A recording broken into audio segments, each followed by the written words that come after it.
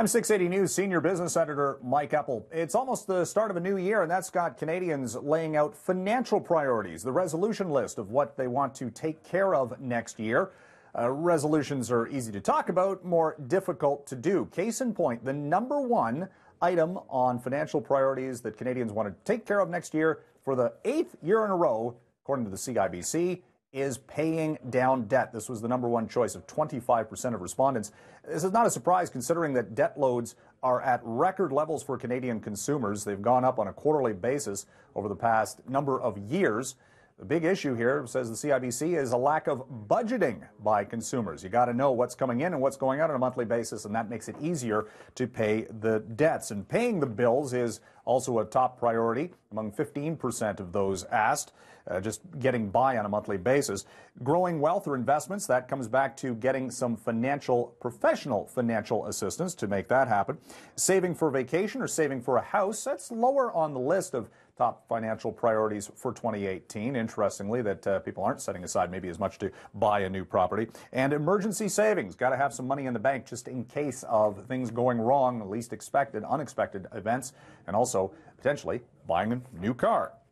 Tight housing market expected to continue next year. The Building and Industry Land and Development Association says the construction of new single detached homes in November dropped to the lowest level we've seen in about 17 years.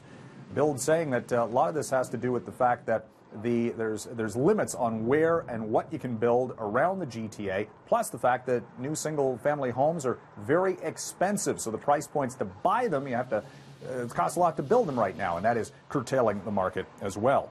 Now, as the temperature drops, the energy market is heating up. We've seen the price for natural gas on the Chicago market, for example, jump by as much as 8% today, by more than 15% over the past week. Not a surprise. Natural gas, a key heating fuel, it's going up in price. Now, the prices are set on a quarterly basis by the delivery companies for nat gas, so it'll take time for this to filter its way through to what you pay on a monthly basis.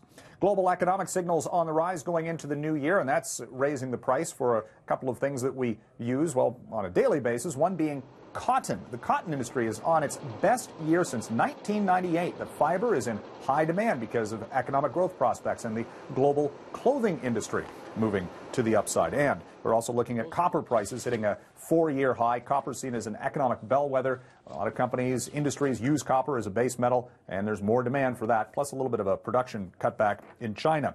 Canadian dollars on a roll to close out the year. It's up for 7 days in a row, trading today at a 2.5-month high. Dollars at above 79.5 cents U.S. Again, that is on some improving prospects for the Canadian economy going into 2018.